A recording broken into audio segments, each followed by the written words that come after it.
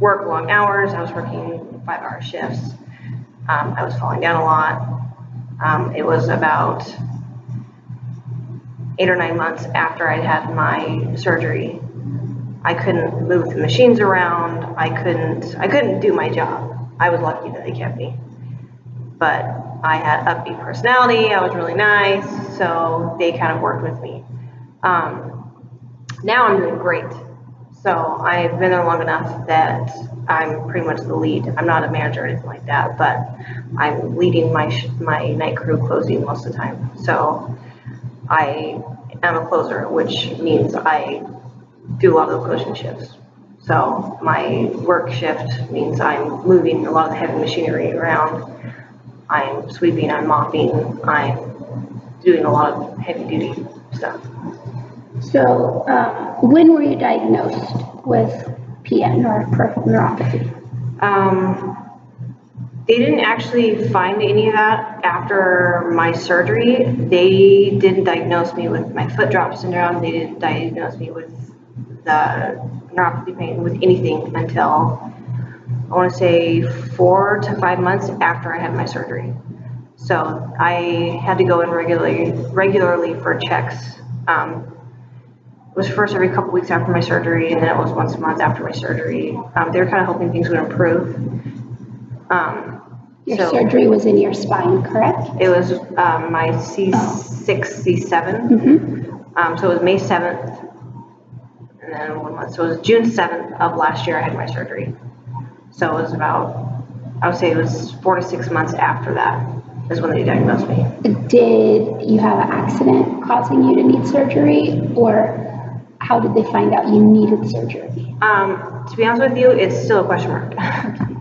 I relocated here from out of state. It was Mother's Day that I moved here from out of state. And I went in to the ER here with excruciating back pain. I couldn't bend over. I couldn't even sit down on my bottom. It was horrible pain.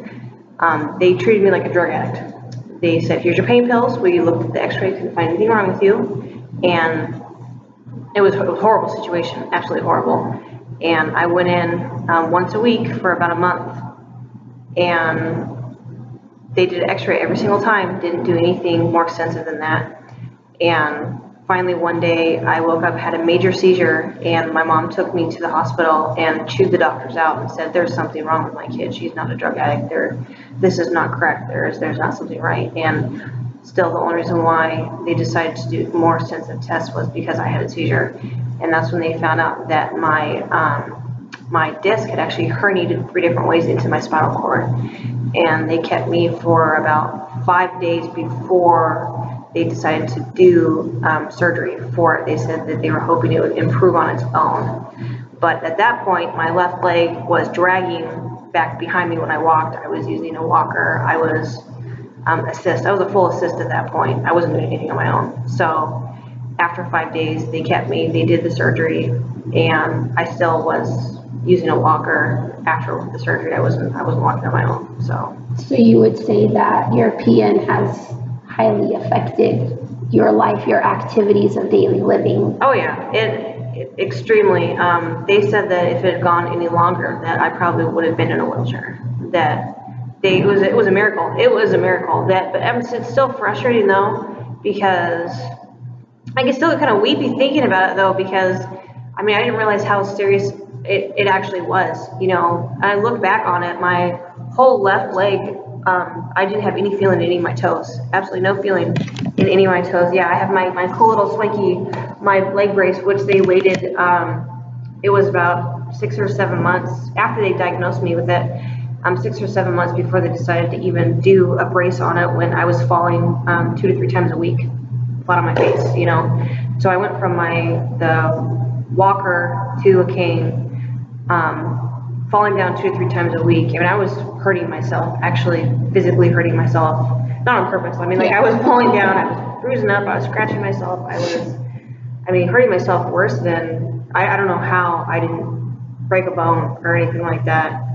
I live with my grandma and my mom, who are both elderly people who have physical ailments themselves, and my child, who was 13, almost 12, he just turned 13, who was the one who was trying to help me move around the house. I mean, it's not his responsibility to take care of me. I'm not married and have a boyfriend.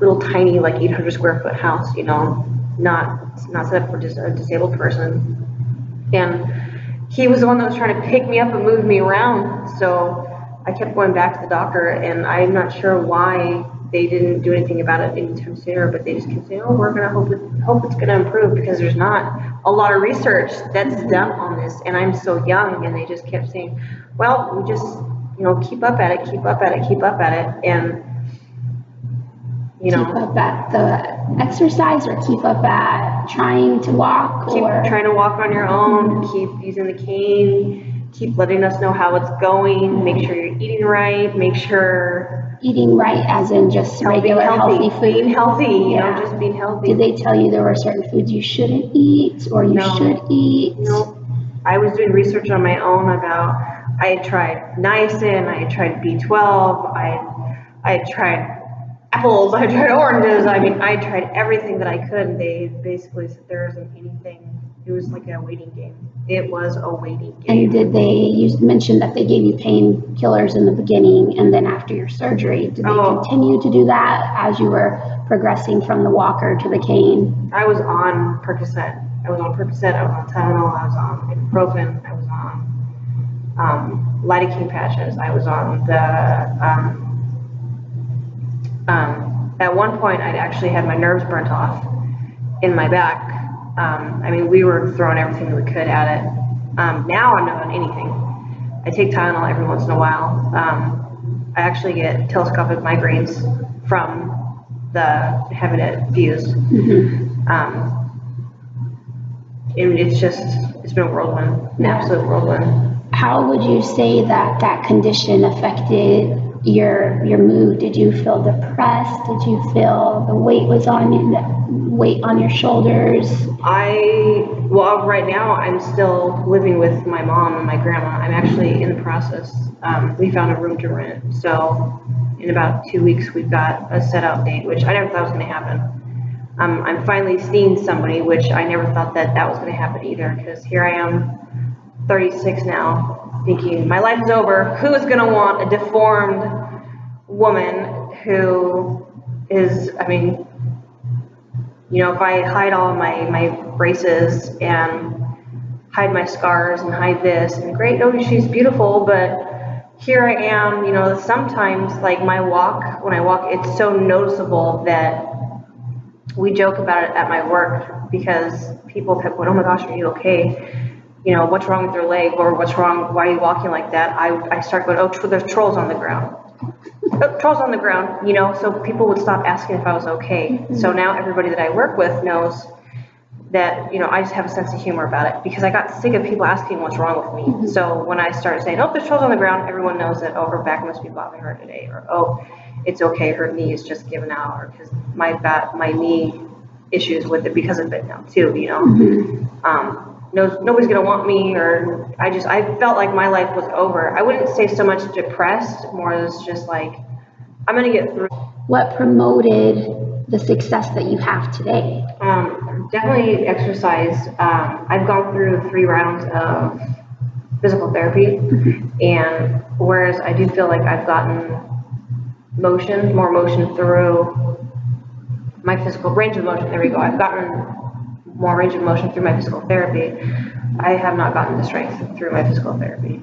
So that's why you work out with me, right? Yes, definitely. Yeah. Well, the other classes they're fun, but they're really, really hard. Like I stopped going to the other classes because I couldn't keep up with some of the stuff that they were doing. It was just way too hard. Yeah. So I was like, I can't do it. How long have you been exercising after the physical therapy? I just started exercising about, this will be my 2 months, so it's going into my 3rd month. Okay, so, and you have been with me for now like a month and a half? I was gonna say, yeah, it hasn't been. Yeah, a little bit less than 2 months. Yeah, and I just started being able to lift the dishwashing thing at my work. So, and it's like 40 pounds. Yeah. To lift the tray in and out, it's pretty heavy. So it feels great to be able to not have to rely on the men that I work with, even though they're really, really nice and they're really sweet. It's like, get away from me. I can do it myself. You know, I'm very independent, and it feels really great to not have to rely on having to wait 20 minutes to do my work that I get paid for because it's my job.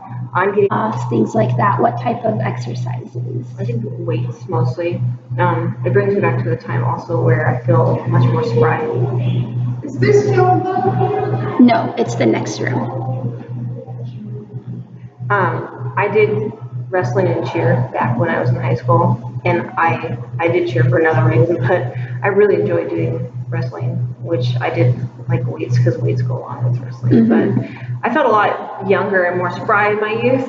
Yeah. But so it brings me back to a time where I was much more happier and much more carefree. But also the weights, do make me feel more independent, and they do make me feel like I have more control in my legs.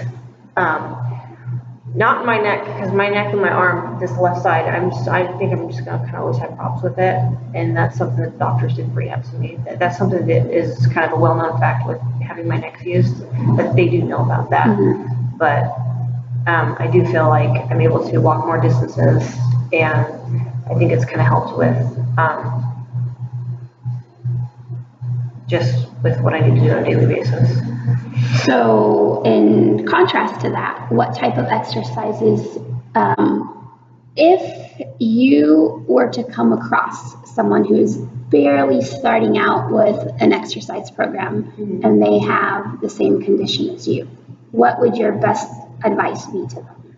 Take it very, very slow. And if you only have to come in for a class and you feel like you need to leave, just come in for 10 minutes and then sit down and just watch the rest of the class. Maybe just sit there for a little bit. I mean, that's the hardest part, is wanting to walk out of the class because you don't think you can. You can. You know? Yeah. Just sit, watch the class. Yeah. At least be a part of it. Yeah. All right. Awesome.